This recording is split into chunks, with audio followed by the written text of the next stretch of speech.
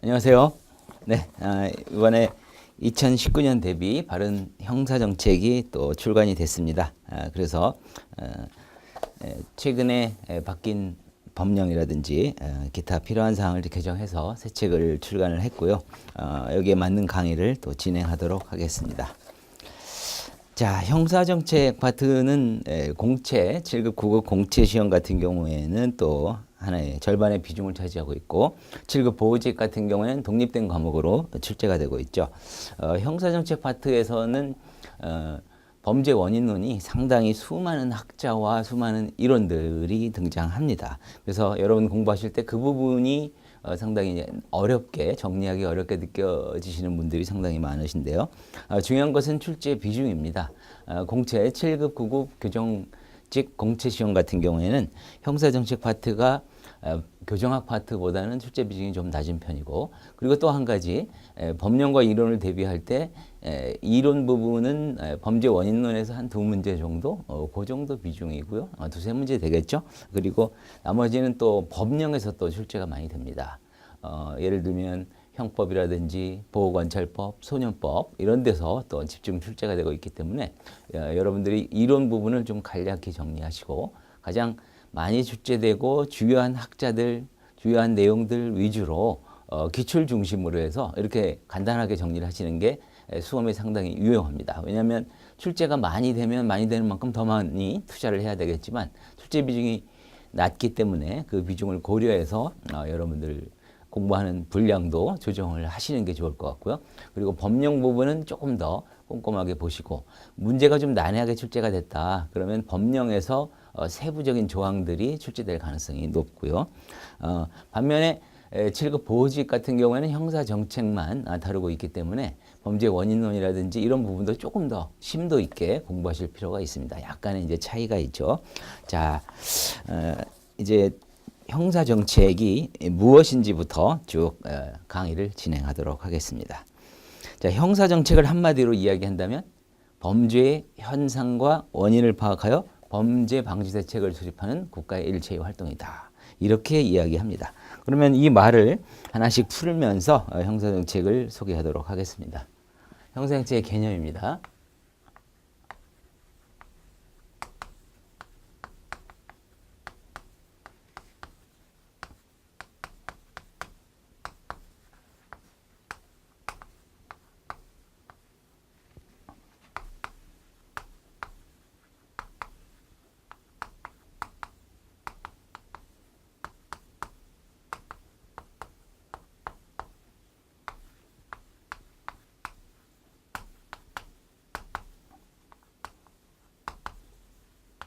자, 이렇게 이제 한마디로 표현을 할 수가 있는데 이걸 제대로 이해하기 위해서는 범죄가 무엇이고 범죄의 현상, 원인이 무엇이고 범죄 방지 대책은 또 어떤 것들이 있는가 이런 것과 관련된 또 국가의 일체의 활동 이렇게 해서 하나하나를 이 개념을 구분하셔야 이것을 정확하게 이해를 하셔야 되겠죠. 결국은 형사정책을 전체적으로 포괄적으로 이해를 해야만 이 문장의 의미를 정확히 깨달을 수가 있게 되는 거죠.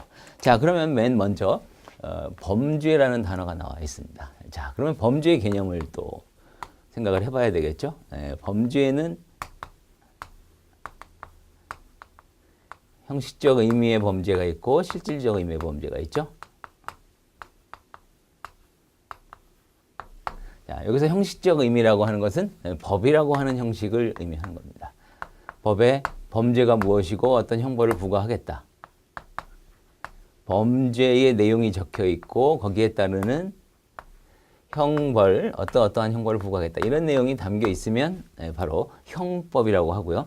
우리가 알고 있는 형법전도 있지만 형법전에 뭐 절도죄, 강도죄, 뭐 살인죄 등등 수많은 범죄와 형벌이 규정이 되어 있죠. 그것 외에도 적국에 대한 찬양 고무 등에 따라서 뭐 어떤 범죄로 규정을 하고 있고 어떤 형벌을 부과하겠다라고 하는 국가보안법이라든지 각종 행정법규에도 업주가 법 위반한 행위를 하게 되면 일정한 형벌을 부과하겠다 이런 규정이 있다면 전부 넓은 의미의 형법에 해당이 됩니다.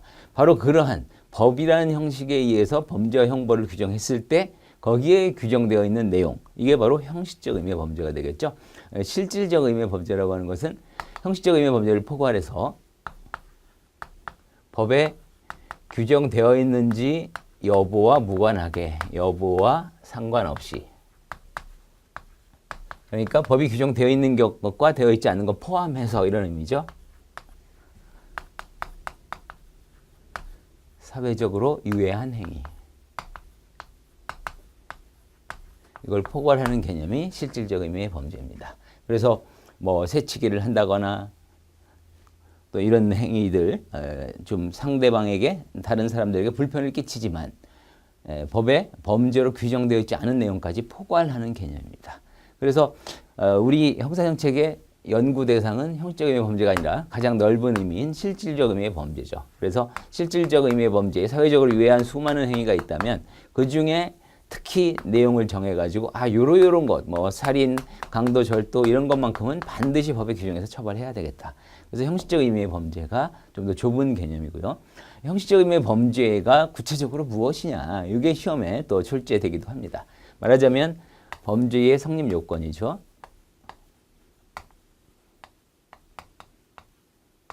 범죄가 성립하기 위해서는 여러 가지 학자들마다 체계, 보는 뭐 2단계 체계론, 3단계 체계론, 범죄론 체계론이라는 게 여러 가지가 있는데요. 가장 일반화된 게 3단계 체계론입니다. 세 가지 요건이 모두 갖춰진 경우에 한해서 범죄가 성립한다는 의미예요. 첫 번째가 구성요건 해당성, 두 번째가 위법성, 세 번째가 책임입니다. 이 세 가지 요건을 모두 갖춘 경우에 한해서 범죄가 성립한다고 하게 되는 거고요. 구성, 요건, 해당성. 구성요건 해당성이란 말은 범죄를 구성하기 위한 요건에 해당하는 성질, 이런 뜻입니다. 예를 들어서 형법 250조 1항을 보면 살인죄가 규정이 되어 있는데요. 살인죄에는 어떻게 되어 있느냐. 사람을 살해한 자는 사형무기 5년 이상의 징역에 처한다. 이런 규정이 있습니다. 그래서 사람을 살해하는 행위를 한 사람, 그죠? 바로 범죄에 적혀있는, 법에 적혀있는 범죄 구성 요건에 해당하게 되는 거죠. 누군가를 죽였다면. 그러면 그 다음 단계로는 위법성을 판단합니다. 위법성 같은 경우에는 구성요건이라고 하는 것은 위법한 것들 중에 꼭 처벌해야 될 것 모아가지고 적어놨으니까 구성요건에 해당하면 원칙적으로 위법하게 되죠. 그런데 구성요건에 해당, 사람을 죽였지만 위법하지 않은 경우가 있을 수가 있죠. 대표적인 사례가 정당방위라든지 정당행위, 긴급피난, 이런 어쩔 수 없는 사유에 의한 경우에는 사람을 죽이거나 이런 구성요건에 해당하는 행위를 했다고 하더라도 위법하다고 평가하기는 어렵다. 그래서 위법성 조각사유라는 게 있습니다. 조각이란 말은 위법성이 소멸한다는 거예요. 구성요건에 해당하면 원칙적으로 위법하지만 예외적으로 위법성이 소멸되는 사유 해서 정당방위, 정당행위, 긴급피난 등등등 이런 것들을 우리 형법에 20조 이하에 나열하고 있습니다. 그래서 여기에 해당이 되는 경우에 한해서만 위법성이 탈락하고 그렇지 않으면 위법한 게 되는 거죠. 원칙적으로 위법하게 되니까. 그래서 구성요건에 해당하고 위법하다면 마지막으로 책임을 판단해 봐야 됩니다. 그래서 책임이라고 하는 것은 스스로 사리 분별할 수 있는, 의사결정을 할 수 있는 능력을 의미하는 겁니다. 그래서 극도의 정신분열증 환자라든지 또는 술에 만취돼서 완전히 인사불성된 상태라면 자기의 행위가 무엇인지, 내가 이러한 행위를 하게 되면 어떤 결과가 일어나는지에 대한 인식이 제대로 없는 상태의 행위라고 한다면 책임을 인정하기 어렵죠. 그런 경우엔 책임이 탈락하게 됩니다. 우리 형법에는 책임과 관련해서 여러 가지 내용이 있지만 대표적인 경우가 10조 1항에 심신상실자 규정이 있고요.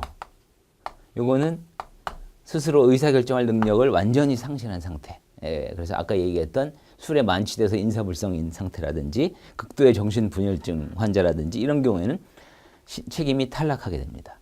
또는 형법 9조에 만 14세 되지 아니한 자 미만은 벌하지 않는다, 이런 규정이 있거든요. 나이가 너무 어린 경우에는 책임을 인정하기 어렵다, 이런 겁니다. 물론 지능이 뛰어난 12세, 13세의 소년 같은 경우에는 그런 사리분별 능력이 있을 수도 있지만 그걸 하나하나 개별적으로 판단하기 어렵기 때문에 일률적으로 이런 규정을 두어서 만 14세 미만에게는 형벌을 부과하지 않습니다. 자, 그래서 이런 예외 사유에 해당되지 않으면 전부 구성요건에 해당하고 위법하고 책임을 갖췄다. 그러면 드디어 범죄가 성립하는 거고요. 그러면 이 범죄에 대해서 뭐 소추 조건이라든지 이런 각종 요건을 갖추게 되는 경우에 검사는 공소 제기를 하고 그러면 법원의 심판을 받게 되는 거죠. 자, 우리는 이제 시험에 관련해서 범죄가 무엇이냐? 형식적 의미의 범죄와 실질적 의미의 범죄가 있다. 형식적 의미의 범죄는 법에 규정한 것을 의미하는 것이고 거기에서 범죄가 성립하기 위해서는 구성요건 해당과 위법, 책임성 이 세 가지를 갖춰야 된다. 여기까지 일단 1단계로 정리를 하시고요. 자, 다음으로 볼 게 이제 현상이죠, 현상. 범죄의 현상. 범죄가 어떻게 일어나는지 사회에서 일어나는 현상을 제대로 파악을 해야만 거기에 따른 방지 대책을 세울 수가 있겠죠. 그래서 현상이라고 하는 것은 각종 통계를 생각하시면 됩니다. 그죠? 수많은 기관, 수많은 정부 기관이라든지 또는 각종 학자들이 연구를 해서 이 사회에서 일어나고 있는 수많은 범죄 현상을 연구를 하고 있는 거죠. 그래서 어떤 해에는 살인죄가 얼마큼 발생을 했고 또는 절도죄가 얼마큼 발생했고 이런 사항을 정확하게 파악을 해야만 방지 대책을 제대로 유용할 겁니다. 여기서 이제 문제가 되는 건 뭐냐면 암수 범죄라는 게 나옵니다. 암수 범죄라고 하는 것은 어두울 암자의 숫자예요. 그러니까 드러나지 않은 이걸 숨은 범죄라고도 합니다. 어디에 숨은 거죠? 공식 통계 자료에 각 공식 통계 자료에서 들어있지 않은 범죄. 그래서 이런 문제가 항상 발생할 수밖에 없기 때문에 암수 범죄가 있게 된다면 암수 범죄 통계 자료를 기초로 한 방지 대책은 암수 범죄를 포함해서 방지 대책을 세우는 것이 아니기 때문에 방지 대책에 한계가 있을 수밖에 없다. 그래서 암수 범죄가 중요한 논제로 떠오르고요. 우리 시험에서도 출제 비중이 꽤 높습니다. 자, 이런 것들을 이제 파악을 해서 현상을 제대로 파악이 된다면, 그 다음으로는 범죄의 원인이 무엇인지를 이제 규명을 해야 되겠죠. 원인. 범죄의 원인과 관련해서는 수많은 여기서 이제 범죄 원인론이 등장을 하는 겁니다. 범죄 원인론과 관련해서는 크게 3단계로 이제 구분을 해볼 수가 있는데요. 자, 2단계에서 3단계로 분화됩니다. 하나는 소질. 이 사람이 어떠한 이게 이제 실증주의의 영향이라고 할 수가 있는데 범죄 원인론 체계는 고전주의와 실증주의로 나눕니다. 고전주의라고 하는 것은 17, 18세기에 인간의 이성이 발달하고 이성이 인간 중심의 사회로 변모되는 과정에서 인간의 자유의지에 의해서 고통과 쾌락을 비교하는 인간은 그런 존재다. 여기서 나쁜 짓을 해가지고 얻을 쾌락과, 그죠? 절도를 해서 얻을 쾌락과 또는 잘못됐을 경우에 뭐 교도소를 가게 되는 고통, 이런 걸 비교해서 선택을 하는 자유의지에 따른 선택이기 때문에 거기에 따른 책임을 져야 된다. 이게 고전학파 또는 비결정론이라고 하고요. 그 다음에 그 이후의 세계에서 19세기에 자연과학이 발달하면서 탐구한 결과 그 자연과학의 연구를 범죄 원인론과 접목시키다 보니까 그냥 자유의지에 의한 선택이 아니라 이 사람이 소질이나 환경에 의해서 소질 또는 환경에 의해서 어쩔 수 없이 범죄를 저지른 경우도 있을 수 있지 않느냐. 그래서 이게 많이 부각이 됩니다. 그래서 이것을 실증주의라고 합니다. 실증적으로 한 명 한 명의 범죄 원인을 규명하는 거예요. 고전학파 17, 18세기 고전학파 시대에는 그런 쪽에는 관심이 없었습니다. 형이상학적인 흐름. 인간은 이런 존재니까 이렇게 벌을 하게 되면 범죄가 예방이 될 것이다. 이런 관념이었다면 실증주의에서는 개개인의 이런 특성을 파악을 해서 범죄 원인을 규명하기 시작을 하게 됩니다. 자, 그래서 이건 비결정론이라고 합니다. 범죄가 결정된 것이 아니라 결정론이라고 합니다. 결정론. 그러니까 고전학파는 비결정론, 실증주의는 결정론이라고 합니다. 결정론이라고 하는 건 이러한 소질이나 환경에 의해서 어쩔 수 없이 범죄를 할 수밖에 없도록 결정되었다. 이런 의미입니다. 그러니까 이 소질이나 환경이 잘못됐다면 치료도 하고 환경을 변화하고 이런 쪽에 관심이 있는 거죠. 고전학파에서는 처벌에 관심이 있는 거고 거기서 이제 크게 갈리고요. 나중에 이제 범죄 원인론으로 들어가면 자세히 설명을 드릴 겁니다. 자, 그래서 여기서 소질과 관련해서는 또 두 가지로 나눌 수가 있어요. 소질과 관련해서는 생물학적 원인론 또는 심리학적 원인론. 자, 무슨 얘기냐? 생물학적 원인론. 이 사람의 어떤 부모로부터 안 좋은 유전인자를 받아가지고 그런 습성, 그런 소질이 있기 때문에 어쩔 수 없이 범죄를 저지를 수밖에 없다. 이러이러한 신체적 특징을 가진 사람은 이런 범죄를 저지를 수밖에 없게 태어났다. 예를 들면 대표적인 생물학적 원인론자인 룸브로조 같은 경우에는 생내적 범죄인론이라고 그래가지고 이런 기질을, 이런 신체적 특징을 가진 사람은 원시 선조의 이런 안 좋은 습성을 가지고 태어났기 때문에 교화교사는 불가능하고 어쩔 수 없이 범죄를 저지를 수밖에 없다. 이게 생물학적 원인론이고요. 심리학적 원인론은 그 사람의 어떤 심리 상태 또는 정신병적 원인 이런 것들 때문에 어쩔 수 없이 범죄를 저지를 수밖에 없다. 자기가 통제할 수 없는 심리 상태나 이런 걸 의미하는 거예요. 그래서 예를 들면 여성 같은 경우에 어떤 이제 실제 사례인데 우리나라에서도 벌어졌죠. 백화점에서 어떤 가정주부가 핸드백을 훔치다가 잡혔어요. 그런데 이 원인을 찾아보니까 이 사람이 월경을 하는 월경 기간이었어요. 근데 월경 기간에 모든 여성이 그렇지 않지만 일부 여성에게 월경 기간에 자신이 통제할 수 없는 상태가 돼서 자기도 모르는 사이에 그런 범죄를 저지르는 이런 경향이 있더라. 이런 걸 이제 학자들이 규명해 냅니다. 그래서 이러한 심리 상태, 정신병적 원인을 기초로 한 내용이 심리학적 원인론, 이 두 가지 소질과 관련이 있는 거죠. 그 다음에 환경과 관련이 있는 것은 사회학적 원인론입니다. 사회학적 원인론. 그러니까 예를 들면 애는 멀쩡한데 부모들이 많이 하는 거예요. 예를 들어서 어떤 아이가 큰 잘못을 저질렀다. 부모가 아이는 원래 그런 아이가 아닌데 친구 잘못 만나서 그렇다. 어떤 얘기죠? 친구를 잘못 만나서 친구에게 안 좋은 습성을 배워서 그래서 그런 짓을 따라 하다가 이렇게 됐다.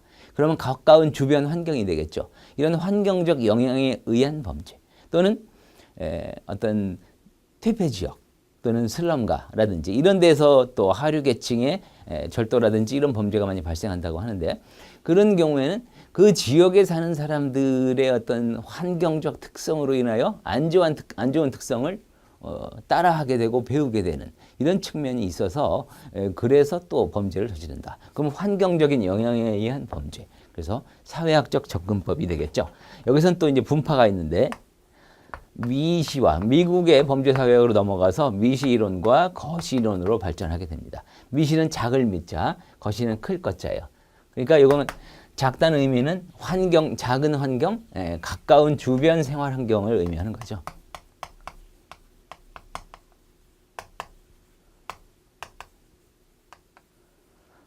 뭐 가족, 아버지가 절도범인데 아버지의 습성을 어릴 때부터 지켜보면서 보고 배웠다. 그러면 유전적인 요인일 가능성도 있지만 유전인자라는 키워드로 해서 아들이 똑같은 짓을 한다 그러면 생물학적 원인론이 될 수 있지만 아버지가 절도를 하는 습성을 어릴 때부터 보고 배웠다라고 한다면 가까운 주변 생활 환경의 문제니까 이건 환경적 원인, 사회학적 원인론이 됩니다. 이런 걸 구분할 수 있어야 되겠고요. 뭐 친구 관계라든지 이런 경우 가까운 주변 생활 환경을 의미하는 거고 거시는 클 거자예요. 이거는 사회 구조적인 문제예요. 사회 구조적인 시스템, 뭐 정치 체제, 경제 체제, 사회 또는 문화적인 측면 이런 측면에서의 구조 때문에 이 사람이 범죄를 저지를 수밖에 없는 건 아니냐 이런 논란이 있습니다. 예를 들면 비판범죄학에서 많이 주장이 되는 게 자본주의 사회의 경제 체제 같은 경우에는 가진 자가 더 많이 가질 수 있고 갖지 못한 자는 더 많이 착취당하는 이런 체제다라고 평가를 합니다. 그러다 보니까 갖지 못한 자들은 더 많이 착취를 당하니까 생존의 위협을 느끼고 생존을 위해서 어쩔 수 없이 이런 범죄를 저지르게 된다. 이런 해석도 하게 됩니다. 그럼 그것은 뭐죠? 사회 구조적인 측면이 범죄의 원인이 된다. 이렇게 이제 해석을 하는 거죠. 바로 지금 설명드린 이 내용들이 범죄 원인론의 쭉 흐름을 타는 전개 과정이라고 볼 수가 있습니다. 그래서 범죄 원인론은 뭐 초기에 이태리 학파라든지 또는 또 프랑스, 벨기에 이런 학파들의 초기의 주장자들 뭐 이탈리아라든지 롬브로주라든지 페리라든지 이런 내용들도 나오고요. 그 다음에 이제 가장 많이 출제가 되는 부분은 여기입니다. 사회학적 원인론. 사회학적 원인론 중에 미국 범죄학으로 들어가서 각종 수많은 학자들이 미시적인 원인, 거시적인 원인을 주장을 했는데요. 이런 내용들이 출제의 가장 핵심을 이루고 있다. 그래서 향후에 공부할 때 이 부분은 좀 더 집중해서 보셔야 되겠고요. 자, 그러면 범죄의 현상과 원인을 이러이러한 수많은 학자들 또는 국가적 기관 등을 통해서 파악이 됐다. 그러면은 뭐 해야 되죠? 이제 범죄 방지 대책을 세워야 됩니다. 네. 범죄 방지 대책은 뭐 일반 뭐 교수라든지 학자들도 연구의 대상이 될 수는 있지만 결국은 누가 시행을 하는 거죠? 국가가 시행하죠. 그래서 국가의 일체 활동이에요. 범죄 방지 대책과 관련해서는 이제 크게 두 가지로 구분해 볼 수가 있습니다. 어떻게 하면 범죄를 막을 수 있을까? 하나는 범죄 예방. 범죄가 발생하기 전에 예방하는 게 가장 이상적이 되겠죠. 그런데 이미 발생을 했다. 그러면 최소한 더 이상 범죄는 저지르지 않도록 해야 되겠죠. 그래서 형사 제재가 들어가게 됩니다. 자, 형사 제재에는 크게 두 가지로 나눌 수가 있겠죠. 형벌과 보완 처분입니다. 여기서 형벌이라고 하는 것은 범죄로 규정한 것에 상하는 만큼의 법에 규정한 내용들, 이걸 형벌이라고 하죠. 그래서 일단 이 내용을 구분하자면 형벌은 과거의 법익 침해에 대한 형사 제재, 이렇게 이야기할 수가 있고요. 보완 처분은 그 행위자의 그 어떤 사람의 장래의 위험성에 대한 제재, 이렇게 크게 구분할 수가 있습니다. 형벌과 보완 처분의 차이를 묻는 문제가 간혹 출제가 되고 있는데, 형벌은 과거에 어떤 행위를 했다. 그러면 그 행위 당시에 이 사람이 어떤 생각을 가지고 어떤 구체적으로 뭐 칼을 들고 어떻게 휘둘러 가지고 누구를 다치게 했는지, 이런 과거의 특정한 행위를 가지고 사후적으로 판단하는 거예요. 그리고 여기 법익이라는 표현이 나오는데, 법익이라는 말은 법자에다가 이익할 때 이익이에요. 법적으로 보호하고자 하는 이익. 그죠? 그래서 예를 들면 우리 형법 같은 경우에는 형법에는 크게 국가적 법익, 사회적 법익, 개인적 법익, 이렇게 나눕니다. 그러니까 형법에 있는 수많은 범죄들을 크게 세 가지로 이제 구분해서 규정을 하고 있는데요. 국가적 법익은 국가의 안전을 위협하는 거. 대표적으로 내란, 외환, 간첩죄, 이런 걸 생각하시면 되겠죠. 그 다음에 사회적 법익이라고 하는 건 사회의 어떤 평온한 생활을 방해하는 것들. 뭐 불을 질렀다, 방화죄라든지, 또는 각종 마약 관련 범죄, 뭐 도박 범죄, 이런 것들이 사회적 법익이고요. 개인적 법익은 개인의 생명이나 신체 재산을 침해하는 것들이에요. 개인의 생명인 뭐 살인죄, 개인의 신체와 관련된 상해죄 또는 폭행죄, 그리고 개인의 재산, 절도, 강도, 사기, 횡령죄, 이렇게 해가지고 각종 국가적 법익, 사회적 법익, 개인적 법익으로 규정이 되어 있고요. 요거를 이제 구분해서 이런 각종 법익을 침해하는 과거의 행위에 대해서 사후적으로 평가하고 제재를 내리는 방식. 근데 보완 처분은 달라요. 보완 처분은 장래의 위험성이라고 그랬죠. 이건 어떤 의미죠? 이 사람이 과거에 어떤 행위를 했냐가 중요한 게 아니고 지금의 모습이에요. 예를 들면 어떤 행위를 했고 그 다음에 재판이 진행이 됐습니다. 검사 공소제기에서 재판 진행 중이다. 그런데 형벌을 부과할 것은 할 거냐 말 거냐는 이 행위 당시에 그 사람이 어떤 행위를 했느냐를 가지고 평가를 하고 그 이후의 모습을 고려해서는 안 되는 거예요. 예를 들면 가장 대표적인 게 중간에 재판 진행 중에 법이 개정이 됐다. 개정이 되었다면 개정법을 과연 여기 적용해서 되느냐? 안 되는 거죠. 우리 죄형법정주의 원칙의 하나인 소급 처벌 금지 원칙이라는 게 있죠. 그래서 여기서 소급 처벌의 처벌은 형벌만을 의미한다.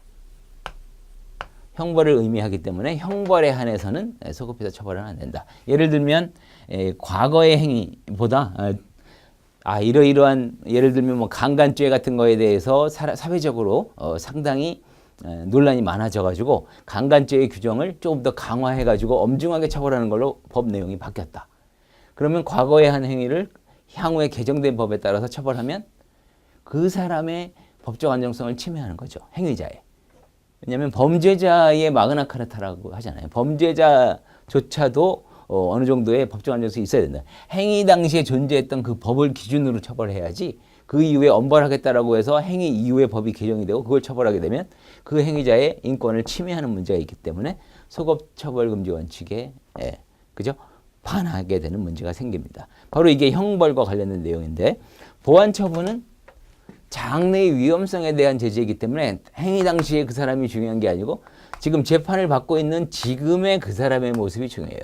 지금의 모습을 봤을 때 이 사람이 사회에 앞으로 향후에 해를 끼칠 우려가 있냐 없냐 이게 검토 기준이 되기 때문에 이 법을 적용을 한다고 하더라도 소급의 개념이 아닌 걸로 해석이 되죠. 그래서 우리 판례상으로 보면 소급처벌금지 원칙은 형벌의 하나이기 때문에 이거는 소급하면 안 되지만 보완처분 같은 경우에는 소급처벌금지 원칙의 적용 대상이 아니다. 장래 위험성에 대한 제재라는 특징을 가지고 있기 때문에 따라서 이 경우에는 향후에 개정된 법을 적용해서 보완처분을 부과하는 것은 가능하다. 이렇게 해석을 합니다. 그래서 형벌과 보완처분의 기본 개념을 좀 알아두시고요.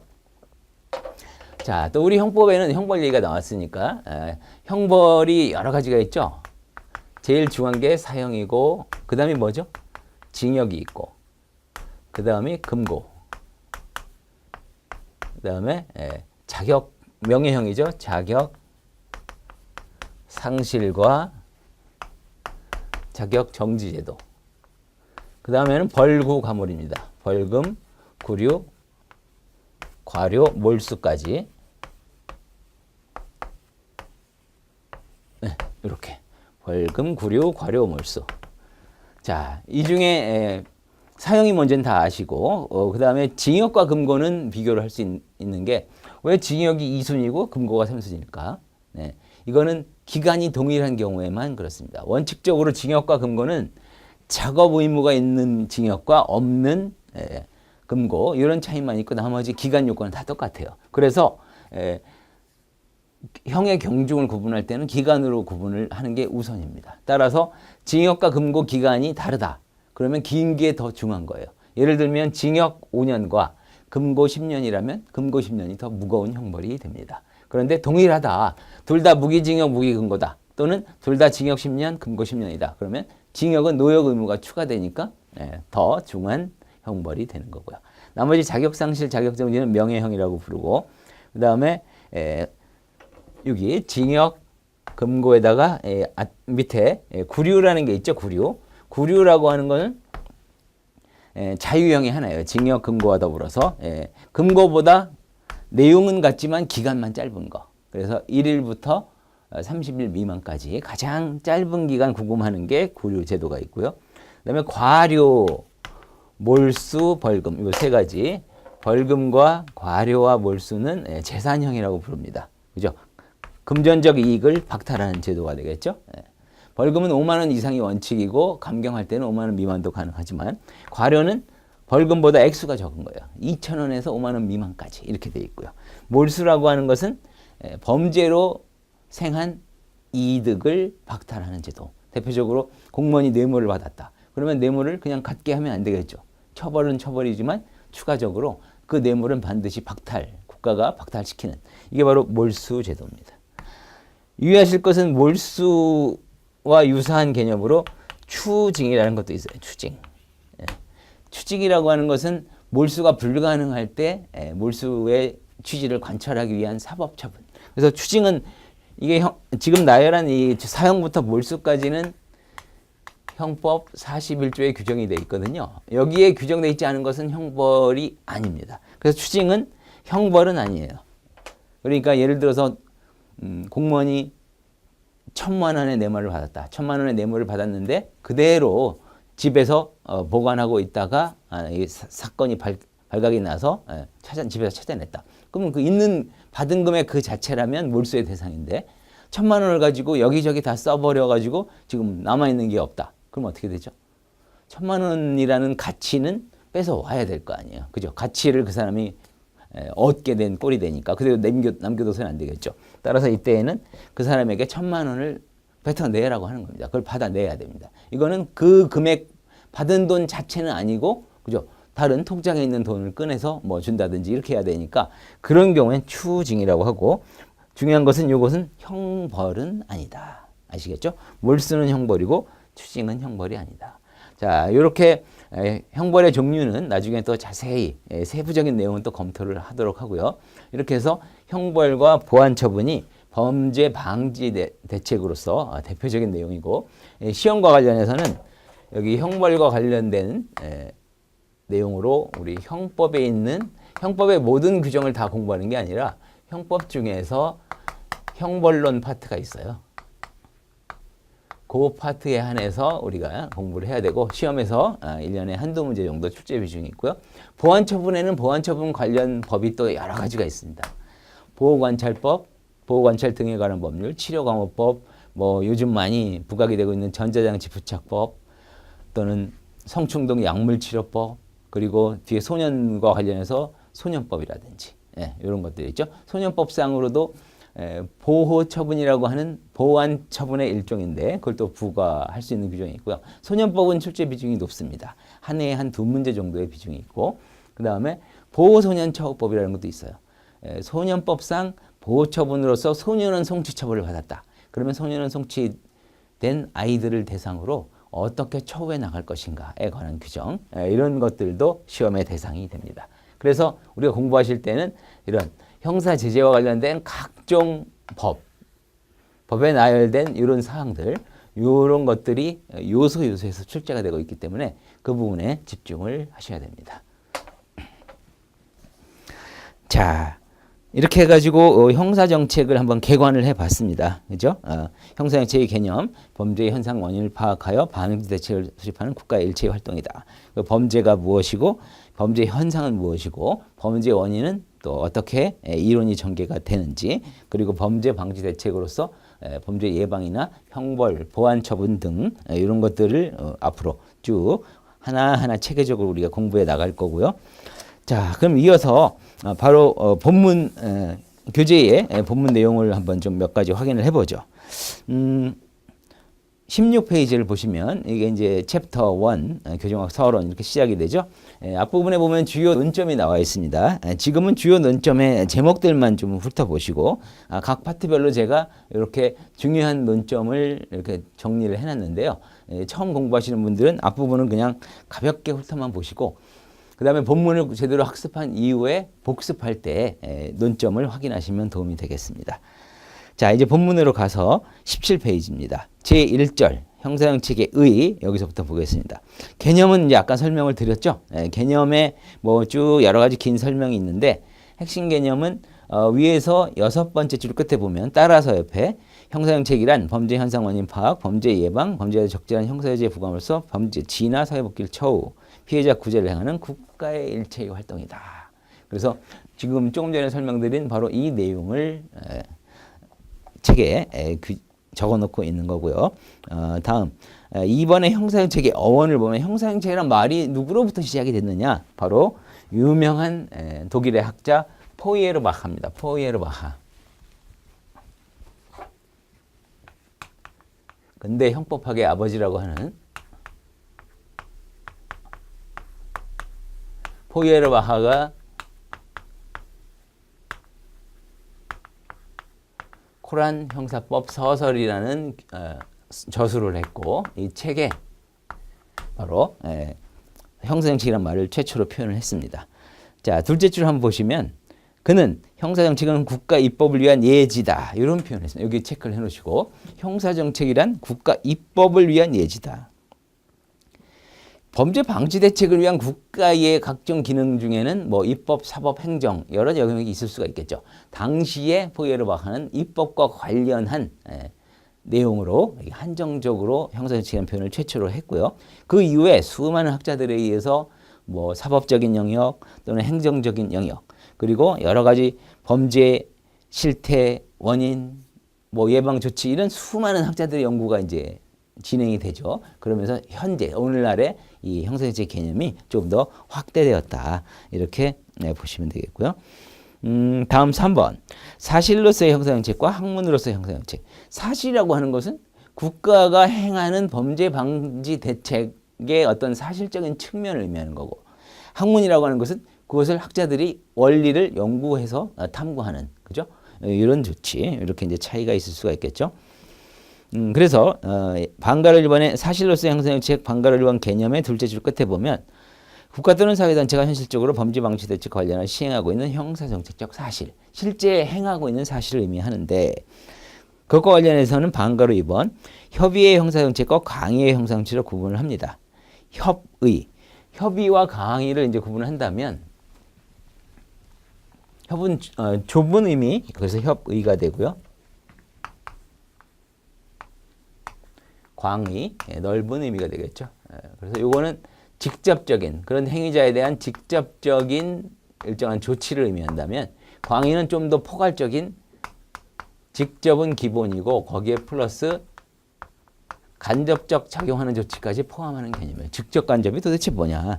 교재를 보면 첫째 줄 끝에 협의 형사정책은 범죄자 및 범죄 위험 있는 자를 대상으로 형벌 및 이와 유사한 제재선을 통하여 직접 범죄 방지를 하기 위한 국가의 입법사고 행정상의 활동이다. 국가가 그 범죄 방지를 위해서 직접적으로 어떤 뭐 제재를 가한다거나 일정한 조치를 하는 것들, 이렇게 생각하시면 되겠고, 그 다음에 광의를 보면 광의 형사정책은 범죄 방지를 목적으로 하는 모든 국가적 활동이다. 따라서 그런 강제적 정책, 바로 직접적인 정책뿐만 아니라 교육사업, 노동, 주택, 사회복지 정책 등 간접적 작용하는 국가의 일치 활동이다.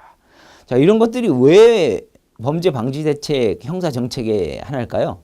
교육, 노동, 주택, 사회복지.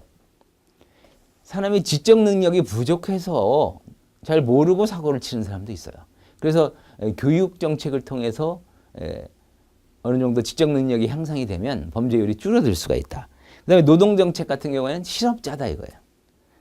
실업자라고 한다면 당장 먹고 살 길이 없으니까 노동 정책을 통해서 어떤 취업의 기회를 준다든지 이런 방식으로 해서 그 생존, 먹고 살 게 없어서 하는 범죄를 막을 수가 있고, 그다음에 주택 사업, 주거에 불안정한 사람들에게 주거의 안정을 통해서 범죄를 예방할 수가 있고, 사회복지 정책, 사회적 약자라든지 또는 여러 가지 또 어떤 취업이 제대로 되지 않는다든지 이런 다양한 사람들에게 사회복지 정책을 통해서 충분히 안정적인 생활을 영위하게 함으로써 범죄를 사전에 막을 수가 있다. 그래서 이런 간접적인 작용이 상당히 중요한 의미가 있는 거죠. 자, 다음 페이지에 보면 둘째 줄, 이와 관련한 리스트가 뭐라고 표현했나 여기 체크를 해놓으시고, 가장 좋은 사회정책이 가장 좋은 형사정책이다. 바로 교육이라든지 노동, 사회복지정책과 같은 이런 간접적인 수단이 발달하면 발달함으로써 어때요? 범죄를 사전에 막을 수가 있기 때문에 직접적인 제재보다는 오히려 더 바람직하다라는 것을 리스트라는 학자가 표현을 한 거고요. 다음 양가로 2번 학문으로서의 형사정책. 네. 학문한다면 지금까지 보신 이런 형사정책적 사실을 학문적으로 원리를 탐구하고 연구하는 이런 분야, 이게 바로 학문으로서의 형사정책이 되겠는데, 우리 시험에서는 방가로 2번에 형사정책학, 그 바로 학문이 바로 형사정책학이 되겠고요. 형사정책학의 특성, 이게 출제가 많이 됩니다. 여기 방가로 2번. 그래서 동그라미 1번을 보면 사실학 및 규범학, 그리고 첫째 줄에 보면 경험과학인 동시에 규범학 이렇게 돼 있죠. 그래서 형사정책학의 특징을 보아하니, 자, 여기 사실학이라는 표현, 이건 경험과학 같은 말입니다.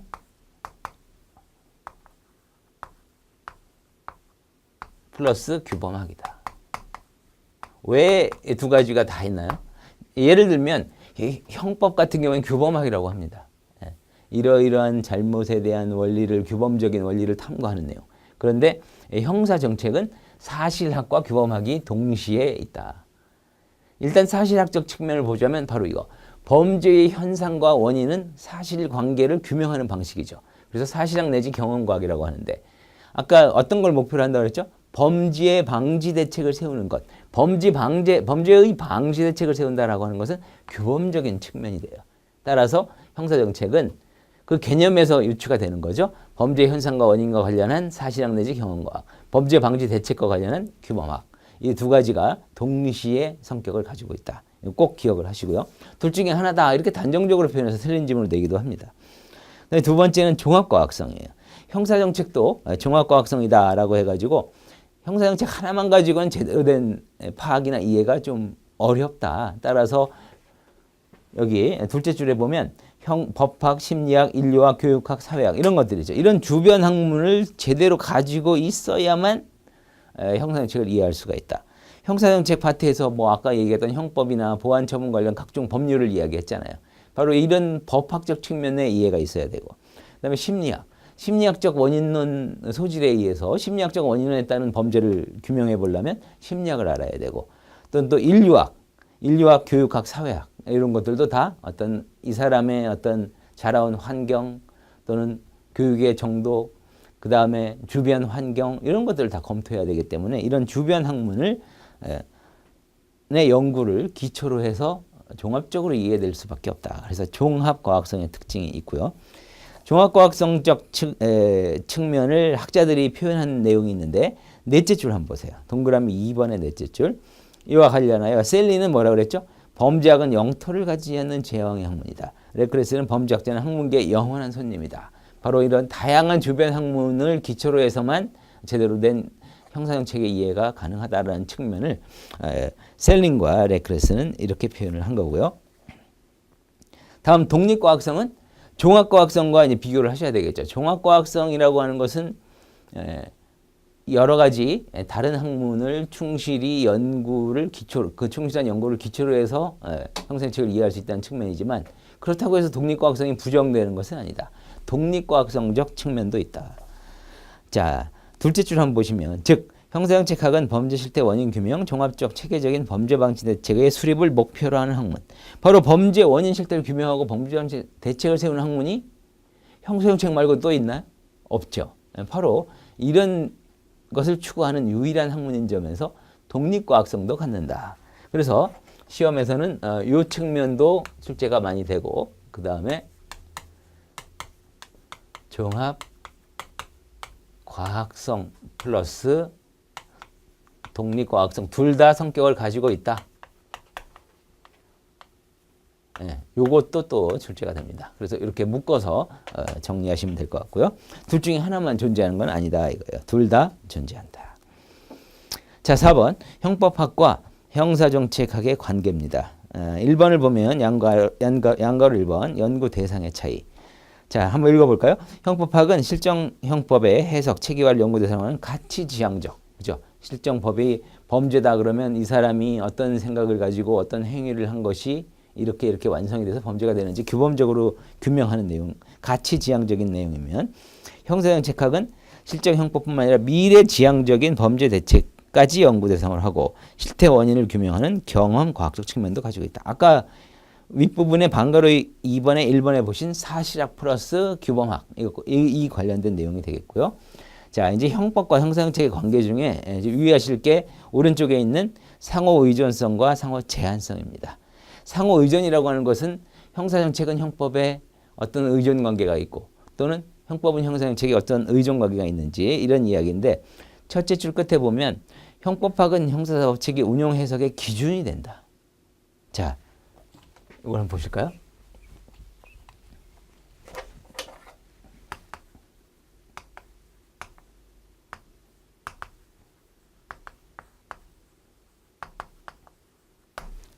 그래서 형법은 형사사법체계 운용 해석의 기준이다. 그래서 형사정책을 연구하는데도 당연히 형법을 전제로 해서 형사정책이 어떤 게 바람직한지를 탐구를 해야지, 이것과 무관하게 탐구하면 무의미해지는 거죠. 따라서 이 연구의 기준이 된다. 그래서 이런 의존관계가 있고요.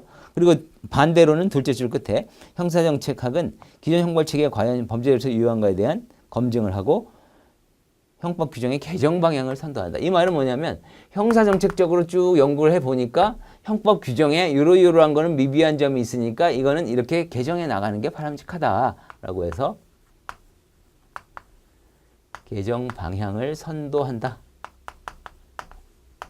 서로 이러한 의존 관계가 있다는 의미고요. 다음은 양가로 3번의 상호 제한성입니다. 서로 일정한 제약 하에만 연구가 또는 탐구가 될 수 있다. 그래서 방가로 1번을 보면 1번의 끝부분 형사정책의 연구 결과를 형법에 반영한다고 하더라도 형법상 책임주의를 벗어날 수 없다. 자, 요거는 이제 상호 제한성입니다. 형사정책이 아무리 범죄 방지 대책으로 유용한 것으로 탐구가 됐다고 하더라도 형법의 기본적인 틀이라고 할 수 있는 책임주의. 그러니까 잘못에 상응하는, 책임에 상응하는 만큼만 처벌을 받는다라고 하는 책임주의라는 게 있는데 보장적 기능이라고도 합니다. 일정한 책임 범위 내에서만 처벌을 받는다. 그런데 책임을 넘어선 형사정책은 안 되겠죠. 따라서 형법상 책임주의의 제약하에만 형사정책의 연구 대상이 될 수 있다. 이해가 되시죠? 그래서 형법의 어떤 이 책임주의라는 틀 또는 보장적 기능이라고도 합니다. 그래서 이 틀 내에서만 형사정책이 의미가 있다. 이런 의미고. 또 반대로 이거는 반가로 3으로 내려가 보면 한번 읽어볼까요? 범죄에 대하여는 그에 상하는 형벌이 반드시 따라야 한다는 응보적 형벌과는 범죄 예방이 필요 없으면 형벌도 없다. 그래서 형사정책이라고 하는 것은 범죄 예방이라고 하는 이런 목적하에 형사정책을 추구하는 거잖아요. 그죠? 아까 범죄 방지 대책 중에 하나 범죄 예방. 따라서 범죄 예방에 도움이 안 되는 단순한 응보로서의 제재는 문제가 있다. 그래서 이런 범죄 예방의 필요성이라는 제약하에 또 형법이 운영이 돼야 된다. 이런 측면으로 이해하시면 되겠습니다. 그래서 윗부분은 상호 의존성, 밑에는 상호 제한성 이렇게 또 나열이 되고 있고요. 한 가지 더 확인을 한다면 상호 제한성의 반가로 2번 보세요. 리스트가 참 여기저기 등장하는데 앞으로도 많이 나옵니다. 수많은 표현을 형사정책상 표현을 한 학자이기 때문에 실제 우리 시험에서는 어떤 학자가 무슨 말 했냐 이게 많이 나오기 때문에 이런 부분은 유의하셔야 돼요. 자, 보시면 리스트는 형법은 형사정책이 극복할 수 없는 한계다. 무슨 말이죠? 형법은 형사정책에 극복할 수 없는 한계. 형사정책이 아무리 좋다고 하더라도 형법이라는 이 틀을 벗어나는 형사정책은 허용되지 않는다. 이런 의미가 되겠죠. 극복할 수 없는 한계. 바로 이 책임주의. 형법상 보장적 기능 내지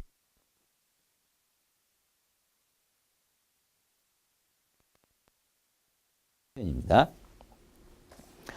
자, 다음 5번으로 가면 형사정책의 한계입니다.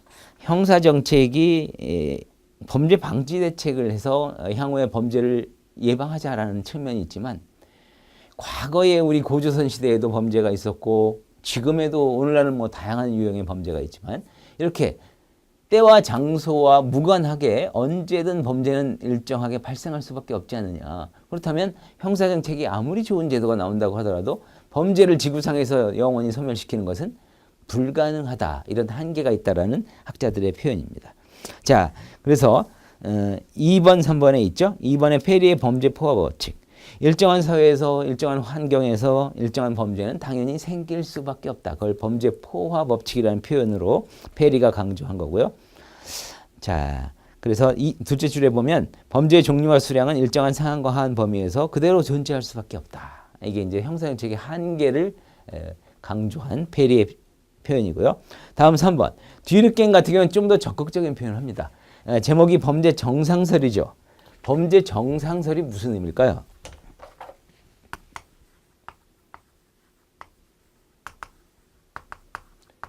사회의 정상적인 현상이다. 이런 의미예요. 그러니까 대부분의 상당수의 학자들이 범죄는 어떤 병리적인 현상이다. 이 사람이 이러이러한 문제가 있어가지고 뭐 이런 소실의 문제가 있어서 이런 어떤 병리적인 현상 내지 어떤 환자로서 이런 잘못을 저지른 것이다. 이렇게 이제 이해를 많이 하는데 뒤늦게임 같은 경우에는 범죄 정상설이라고 해서 사회의 정상적 행위 이렇게 이제 이해를 하는 겁니다. 그러니까 일정한 사회에서 범죄라고 하는 건 발생하는 것은 병리적인 것이 아니라 정상적인 것이다. 그래서 상당히 시각이 열려 있다고 할까요? 아니면 좀 다른 시각을 갖추고 있는 거고요. 문장을 한번 읽어보면 뒤늦게임은 범죄가 사회의 규범 유지를 강화시켜주는 필수적이고 유익한 기능을 한다. 상당히 적극적인 표현이 되겠죠. 이게 무슨 말이죠?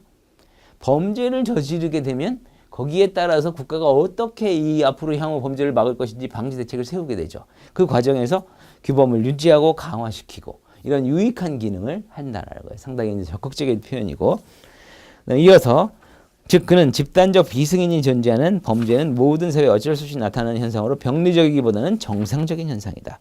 집단적 비승인 무슨 말이죠? 이 사회에서 사회 전체가 이러이러한 뭐 절도, 살인, 강도 등의 행위는 승인되지 않는다라고 규정한 것이죠. 이런 집단적 비승인이 존재하는 범죄는 어쩔 수 없이 나타나는 병리적이지 않은 정상적인 현상이다. 이런 표현을 한 거고요. 그리고 맨 끝에, 그러니까 다음 페이지 둘째 줄에 보면 일정한 정도의 범죄 행위는 사회 진보를 위하여 필요하다고까지 했다. 그래서 일정한 범죄 행위가 그걸 막기 위한 대책 등이 강구가 되면서 사회가 진일보된다라는 측면까지도 강조한 범죄의 형사정책의 한계를 아주 적극적인 표현한 뒤늦갱이의 표현입니다. 그래서 페리와 뒤늦갱이 딱 떠올라야 됩니다. 자, 다음 2절을 보면 형사정책의 시대별 전개 과정이 나와 있죠. 고대, 근대, 현대. 이거는 가볍게 흐름을 가지고 알아두시면 되겠고, 고대 같은 경우에는 단순히 어때요?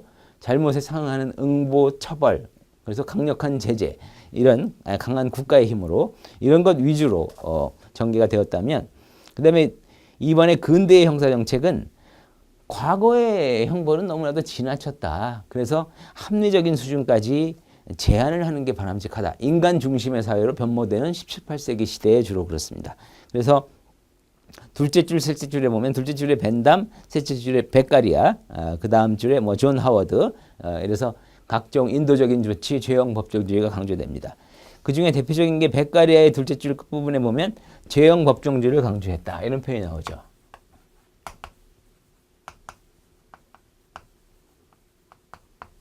이게 17, 18세기 시대에 가장 대표적으로 떠오르는 대표적인 어떤 우리 인류의 발견의 하나라고 할 수가 있어요.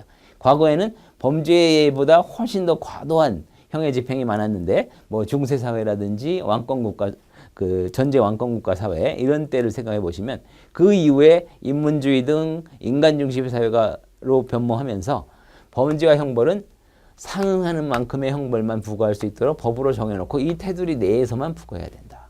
이게 인간 중심의 사회에서 가장 부각이 된 대표적인 내용이 되겠고요. 존 하워드 같은 경우에는 각종 감옥의 운영 실태가 문제가 심각하다. 그래서 그 인권 보호 조치라든지 이런 각종 내용을 강조한 학자고요. 다음 3번에 현대의 형사정책으로 넘어가면 첫째 줄에 보면 19세기 자연과학의 발달과 더불어 인간의 행위를 과학적으로 탐구하고 실증적으로 분석했다. 이게 현대 형사정책의 가장 핵심입니다. 자연과학의 발달을 범죄 원인론에 접목을 시켜보니까 아까 설명드린 바와 같이 이런 유전인자, 이런 소질, 이런 환경 때문에 범죄를 저지른 것이다. 그 이전의 시대에는 그런 쪽에 관심이 없었어요. 그냥 네가 잘못을 했어? 요만큼 벌을 부과하면 범죄가 방지되겠지. 바로 고전주의적 시각이었는데 현대의 실증주의적 시각에서는 과학적인 검토를 통해서 소질이나 환경 등 원인을 규명하고 그렇다면 그 가벌병정 사람들이 그런 소질과 환경을 가진 사람들을 어떤 식으로 개선 조치를 해야 범죄를 향후에 막을 수 있을 것인가. 바로 치료라든지 이런 게 발달하게 됩니다. 개별적 처우라든지. 밑에 쭉 여러 가지 나열해 놨는데요. 넷째 줄에 롬브로조라든지 그 다음에 또 나머지 프랑스, 벨기에 학파 쭉 나열을 해놨죠. 그래서 이 소질과 환경, 실증주의에서는